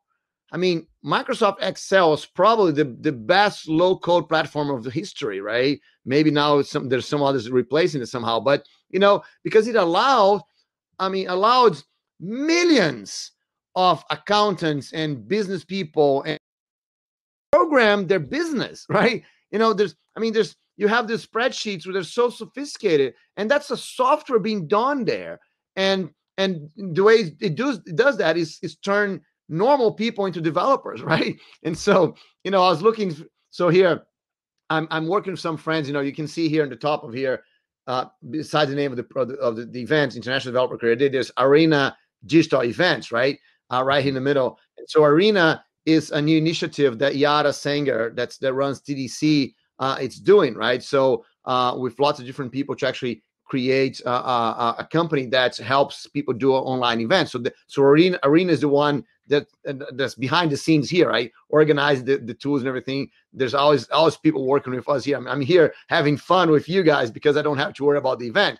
But so I was talking with the guys from Arena, and so they have the spreadsheet about to organize the event, right? And it's a masterpiece, right? I mean, you add a number here and lots of other things happen. I'm like, whoa, that's a software right there, right? So so I think that's you're totally right, Shielax, because once we do this, so someone had to write Microsoft Excel, right? And so once you do this, or Google Spreadsheet or whatever, right, or Open Office, right, someone had to write that. And once someone does that, then it allows other people to create software in an easier way. So that's the way I see the low code platform. So for us professional developers, we should be the ones doing software that's like that makes it easier for other people, right? So I think that's cool. Now, then Ronaldo makes a comment too. He says that University 2002, I remember listening about CASE, computer aided software engineering, right? Yeah, it's same thing, man. It's like COBOL, RADS, CASE. I mean, all of them had the same ideas, and then it catches up or not depending on how useful it is in the end. But so I think maybe we can jump to Raul's question, because I think that's an interesting one. So what are the foundational concepts that every developer should know? And so I think that's a very open-ended question. There's so many things we could talk about. Yeah, well, it's a very good one, right? Yeah. So what do you think, Gerard? You want to start with that? Sure, absolutely. So I think that every engineer still should have a good, solid understanding or every developer should say, how a computer actually works. And it's like I see just too many folks and that's not their fault. They come out of university or school or even a course, and they can write some code, but they kind of don't know the underlying foundational mechanisms, how computers work, how we get data to the CPU, how we process it, and so forth. And why is that important, or why should I care? I think it's not so much that you have to know computers inside out, but once you have a foundational understanding how they work, it will help you not make mistakes over and over again. You kind of know a little bit how the computer will behave when you write a program. A very simple example is like I still see people that think, oh, but it's perfectly fine if I start 10,000 threads on a 4-core machine, right? And because they have no idea of when this is Linux, and they have no idea how the real time, the fair share time scheduler works, and that all those 10,000 threads have equal priority on CPU, so the scheduler will just try to give them all the same slice on the CPU. You just end up with the machine not doing anything, because basically a scheduler is really, really busy just getting 10,000 of these things on the only 4 cores that you have. It's things like that, or even just very basic latency requirements that everybody should kind of know and understand, and have this basic foundation behind it, and then build upon it. Once you don't have you don't have to be an expert in writing assembly or other things, but once you have these basic foundational understandings, it will help you to overcome, or actually not making a lot of mistakes that otherwise you would be like. Now, while I'm talking about, I have to think of my dear friend back home in Austria when we were in school, right? It was like this was the master example of this, or the main example of this, right? So we were writing some back then. I think it was PHP code, because PHP was really popular at that point in time, right? And the teacher would go and looks at our code, right? And my teacher goes like, well, in this loop that you have there, just look at it again, see whether you can do this more efficient, right? And his answer was like, why would I care about efficiency? If it's not fast enough, they can just buy a bigger computer, right? And a teacher got really mad, right? It's like, without trying to be mad, right? He's like, oh, that's the wrong approach, blah, blah, blah, right? I was just sitting there and I was like, God, we are not here to heat the data centers, man. It's like, we're here to make code run and run efficiently, right? And while nobody has to be a performance expert, I mean, in his case, it was just stupid mistakes, right? Simple mistakes like doing an operation over and over again in a for loop that you could have done just beforehand, before the loop, right? Rather than 10,000 times or whatever. And so, those are things I think that everybody should understand. I also had a really interesting tweet about 2-3 weeks ago. I see where I still find it, about latency, which is also quite interesting, right? It's like we kind of forget that when we talk over the internet, when we talk over the network, there is latency involved. We're bound to almost the speed of light when we transmit these electrons over the wire. And so like a couple of weeks ago, I actually just wrote this up in a small little table. And it was funny how people actually, how excited it were, because I just told them, it's like, look, if you have a latency of 3 milliseconds, something somewhat average in your data center's network, maybe you get down to like 1 millisecond, but let's just assume 3 milliseconds for now. And if you do something for 1,000 times in a loop, going back and forth, well, guess how long it will take? Very simple, right? 3 seconds. But it's kind of these small little things that people kind of, like forget or never really thought about to begin with, that prohibit them to begin with from writing good software. It's like, yeah, if your latency is 3 milliseconds and you do something 1,000 times, it will, at least take 3 seconds, and you don't have to be an experienced software developer, a genius, to know this. It's just very simple mathematics, right? Guess what? If you do it 10,000 times, it will take half a minute, and then it gets really slow, right? Anyway, so I think, we should have this kind of very conceptual and foundational understanding of how computers work, and then build upon that, right? So that is what I would recommend. I see just way too many people coming out and kind of, hey, I know how to write programming language X, but that's about it. And there's nothing necessarily wrong with that either, right? It's like, that's a good thing that we got to the stage where you don't have to know the instructions on the CPU anymore, or something like that. But we are not at a stage yet where we can just completely ignore how our programming languages interact with the underlying architecture, and that it does make a difference. And I think this is kind of where just the good developers differentiate from the beginner developers, right? Everybody has this potential to be a good developer, but as we said before, it's like you have to kind of understand the tools that you're using. I've still not found that list. Yeah, I was planning to complete with that idea, and yeah, and you covered that, Gerald. And to the commonplace algorithms. Okay, once you understand the machine architectures, and if we can look at them as the components that are orchestrated by the algorithms, and you need to understand them. Because many times, even if you have a low-code tool, even if you have something, a case, okay, or something that generates code for you, you actually don't need to know the algorithm to implement the solution you are working with. But by understanding what is behind, you can identify limits and behaviors that are not there written in in that language implementation, that local tool, but you understand it. You understand what is the limit, how the consumption will grow, basically. Okay, that's more important.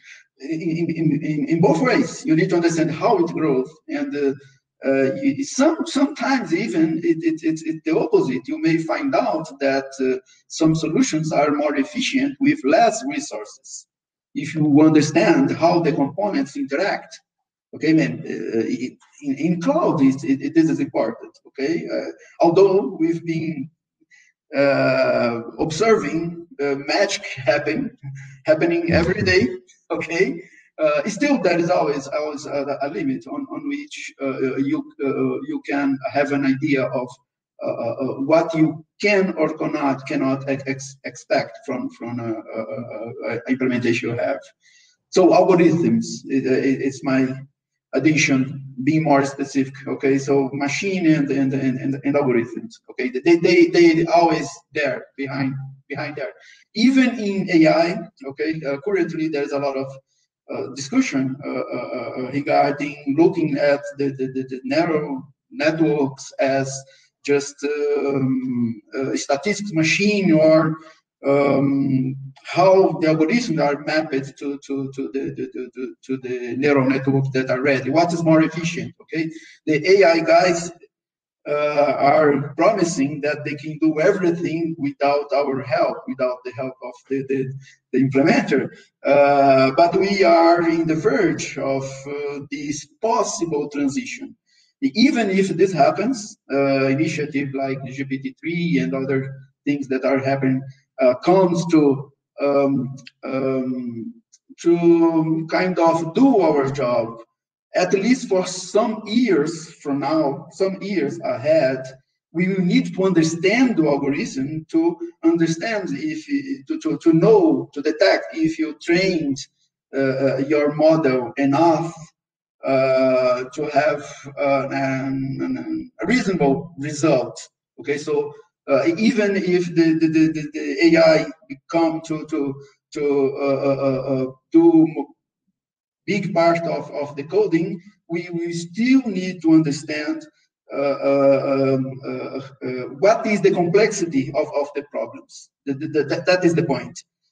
This goes to another direction, okay, regarding language and semantics, and it's another discipline. So stay with the algorithm. Algorithms, you still need to learn them. Yeah, I think you kind of go on, Bruno. Yeah. No. I just want to add one quick thing here. But before I do this, let me kind of do like the YouTubers, right? Before I tell you what I want to say, let me quickly ask everyone here. So we're getting to the end. I just kind of want to do two quick notes here. So we're getting to the end here of this session, about maybe 20 more minutes. But I want everyone to know that the event's going to be open. I just want to let Gerald take the rest of his day and things like this. But the event's going to be open until 10 p.m. Brazil time. There is like 6 p.m. Pacific time. So the event's going to be open for the rest of the day here today, and anyone can come to the sessions tab, and there's a red button at the top that says create session. So anyone can create any kind of session in the event. So if anyone that watching us here wants to have a discussion, we still have 25 people at the event, right? So if anyone wants to have any kind of discussion, you can create your own sessions. That could be good. So, but one thing I would like to ask all of you is, if you like the event, or even if you didn't like, right? If you want to leave a message for us, I'm gonna put here a link on the chat, right? That I'd love to. That if you could record, not necessarily now, but after the event or something, I would love if you could record a little video talking about the event, so we could use that video to promote the event and get more people to participate, or more speakers to participate. So I'd love if you could do that. It's just a very easy application. Click on it, just kind of recording on the web page, like very easy, no need to download anything. So if you could do that, that would be very helpful for us, so we can actually get these events even bigger next year, right? So thanks everyone for being here for that. I think that this whole thing about what are the things that developers need, every developer needs to know. There's so many things. I kind of divide things in 5 top skills that I think that those are the 5 that a developer should have, and so 3 of those are code focus, right? Because I think that for you to be a developer, you have to have good coding skills, right? So you need to read code, write code, deliver code, right? So those 3 skills are very, very important. And I'm saying this, right, because most developers only think about writing code, right? That's our job, is to write code. And I don't think our job is to write code. And I think that reading code is a very, very important skill. It's an amazing skill. Actually, I was talking with Mary yesterday, and she was talking about the way she sees people, right? She I thought it was an awesome skill that she has. She's saying that when she sees someone speaking at the chat, she makes a mental image of that person, right? So she when she's talking to, she wants to know what this person is going through, right? She wants to know the story, right? So that's how she connects with people. And I thought that was an awesome skill, right? But I want you to. I thought it was so unique, but this is the skill about reading code, right? Reading code is not about you looking at the code, right? It's about you looking at the code and seeing the code alive, right, in your head. You know, for me, I think the comparison that I make is that when you read a book, right? Let's say you read Harry Potter, right? And, you know, is Harry Potter just words, like, you know, lines in a paper? There's not, right? You know, Harry Potter is like, it's a story, right? When you read it, this story comes alive in your mind, right? And for me, the way I compare is that, you know, a book, right, is the source code of a movie that you play in your head, right? Now, imagine what is source code, right?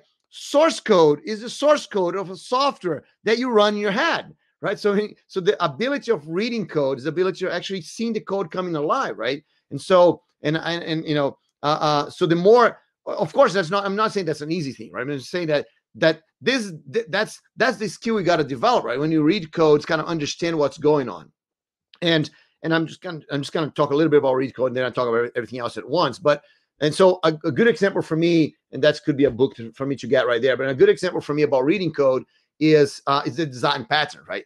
I love the idea of design patterns because once you understand what design pattern is, you know, and then you look at the source code and you see, oh, you know, that's a factory, right? So I mean, there's like dozens of classes on the code. They don't even need to see the classes to understand what they're doing, right? Because you know what it is, you know. So I think this is the ability of reading code. It's kind of understanding how those things connect together, and I think that's an awesome thing. So I'm just kind of went a little bit deeper on reading code, but that's, you know, because that's the simpler one, and every developer thinks, oh yeah, I read code fine, right? But you know, actually, there's a lot of nuance into this, right? There's a lot of skills that you have to this. So read code, write code, deliver code. I think those three of the code skills that I think are very important.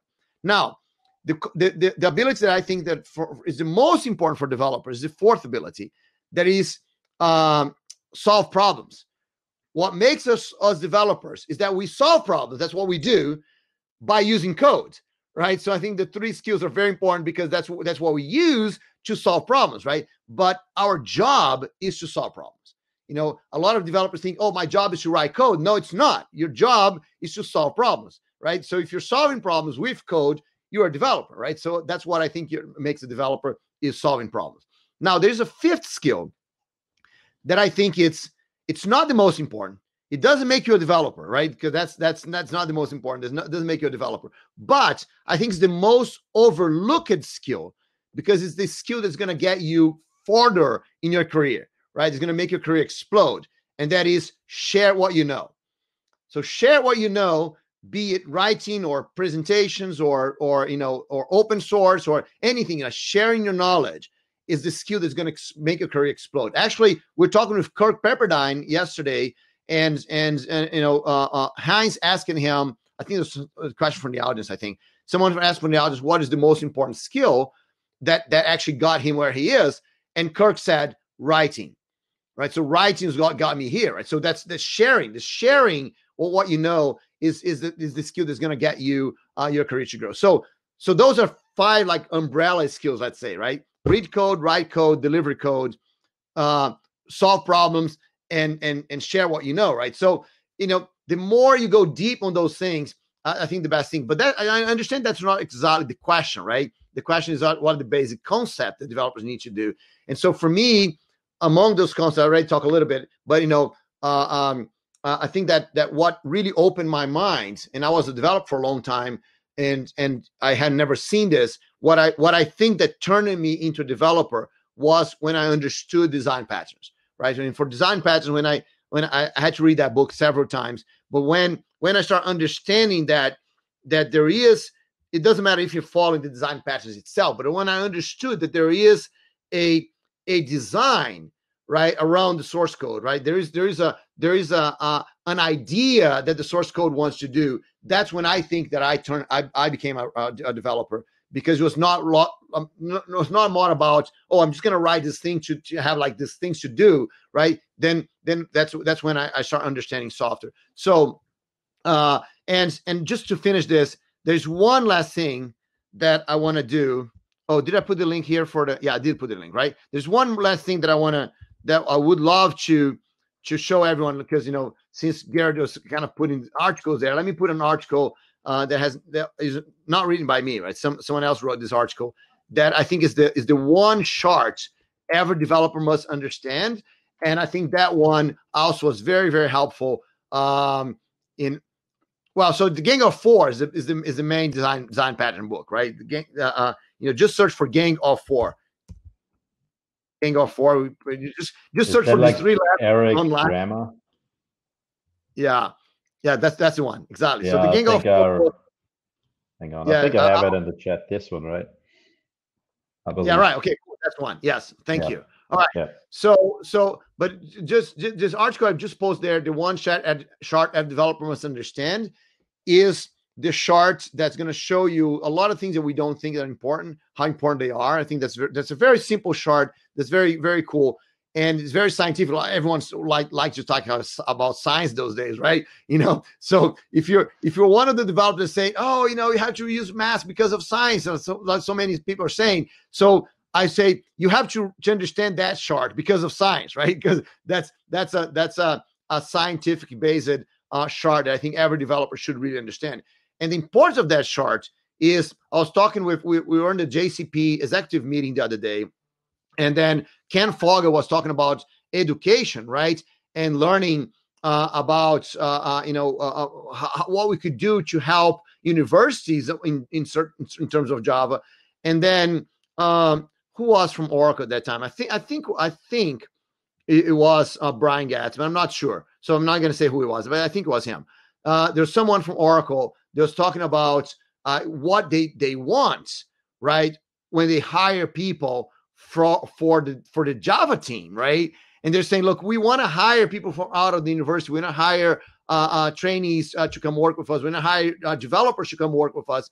And the one thing, we can teach them anything. We can teach them programming language. We can teach them Java. We don't require them to know Java to come work for us. But there's one thing that we always have to teach because universities don't teach, is testing. And they say testing, it's one thing that it's more than just teaching. Now you have to be in the mindset of testing. And I think that once people, if people could come to us already understanding the importance of testing, that would make our job a lot easier. So I thought it was like mind blowing, right? And so that graphic, that chart I just sent you the link about, it shows you the importance of testing and everything else, right? But it's mind boggling that the one thing the Java VM team requires from people is testing. It's not even Java, right? So that's a cool skill for everyone to have.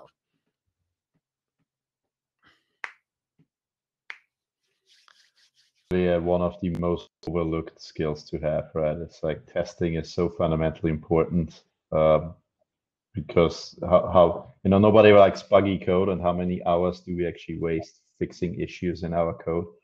That I really think, right. Testing is a really good skill. Yeah, Barry. So there's a lot of cool people here, right? So Douglas is here. Douglas is from Houston. He's part of the Houston Java group. Barry Bird was a speaker here yesterday. He was talking about communities, and so cool. Thanks everyone for being here. So we still got quite a crowd here.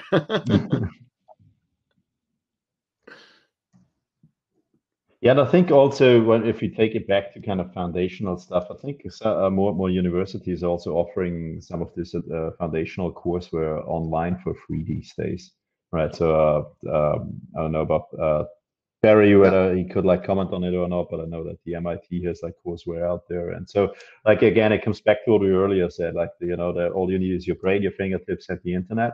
And so if you want to learn more about any of these kind of things, chances are you don't even have to leave your house to get some knowledge there and get up to speed on some of these areas. So we have 5 minutes to go. It's perfect for closing code now, isn't it, Bruno?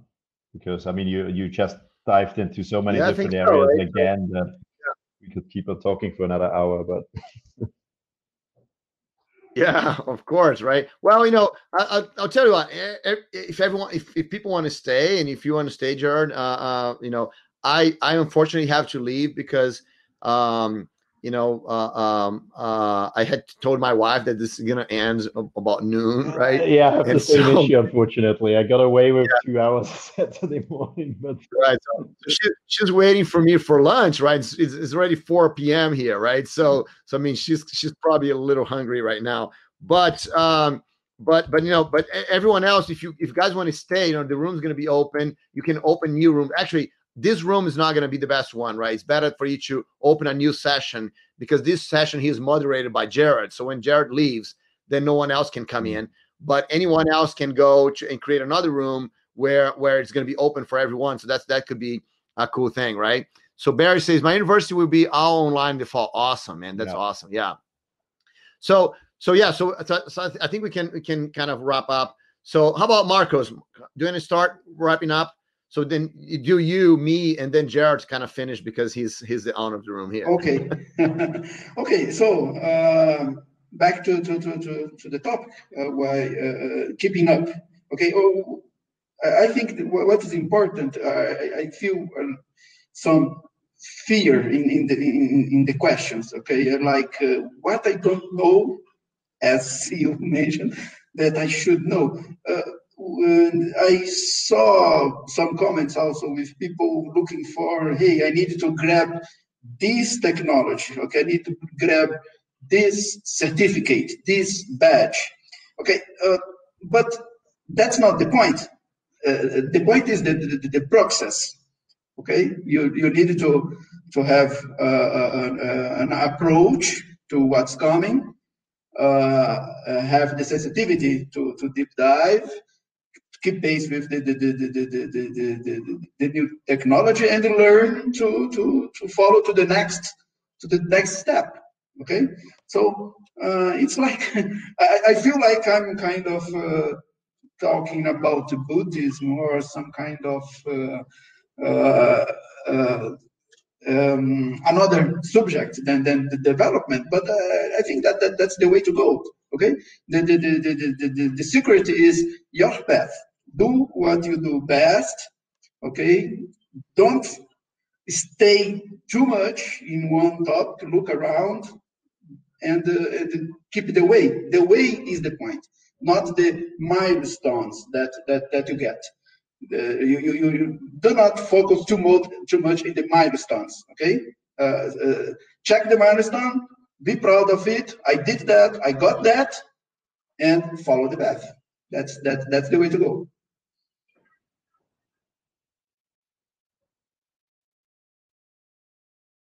Okay, so let me end here. One thing I want everyone to understand, especially this whole thing about keeping up to date, and we have this desperation as developers, this desperation of learning, right? And I think that the message that I'm going to go back, like kind of tying into all the very beginning, right? In the very beginning, when Jared was talking about, he's talking about his pet project all the way to the very beginning. He mentioned, yes, he mentioned many times, do, right? That's what I do. So everyone, this is about doing. It's not about learning. It's about doing, right? So it's skills. Your brain only changes when you do things, right? That's very important. Your brain only changes when you do things. If you don't do, if you just learn, your brain changes, but it becomes a better learner, right? Not a better doer, right? So, so you got to go do things. If you want to create skills, that's why you're going to do things. And there's a lot of discussion around skills that I think is really, really important. And so what I'm going to put here on the chat right now is like a little bit of a commercial here. It's not available on the exposition area, right? So it's available just for you guys here. I gave on Scott's class too. So I'm doing a very heavy discount on my skill mastery system program. It's you don't need to buy if you don't want. That's not a problem, right? But the description of the program on that page is kind of an article that talks about the importance of skills. So that article you should understand, right? You should understand the importance of the skills, even if you don't want to learn that from me. That's not a problem, right? But so if you want to take a look at this, the skill mastery system, I just put before on during Scott's class, I put the same discount that I did when I first launched this like in January, right? It was like a introduction discount. I'm giving the same, like a heavy discount for anyone that wants this. So, you know, because I really believe that the difference is going to make in your career is when you understand the importance of the skills, right? And so the deeper you go on the skills, the better, right? So so, you know, once you understand how your brain works and how your brain learns skills, right? And the difference between hard skills and soft skills, because that's a big confusion in the market. It's funny that I was talking about this on one of the lives that I did this week. And so someone sent me a question about soft skills and hard skills, and then I answered, and then he asked a couple more things. And then after I finished, he sent me a video and said, Bruno, that's not what I learned about soft skills and hard skills. And so he sent me a video, and then I watched the video, like, man, the video has a few things that are right and a lot of things are completely wrong. This like, and that's the problem. You know, we developers, we are lost in this discussion about skills because we don't understand, right? So I think that's doing. You know, if you do.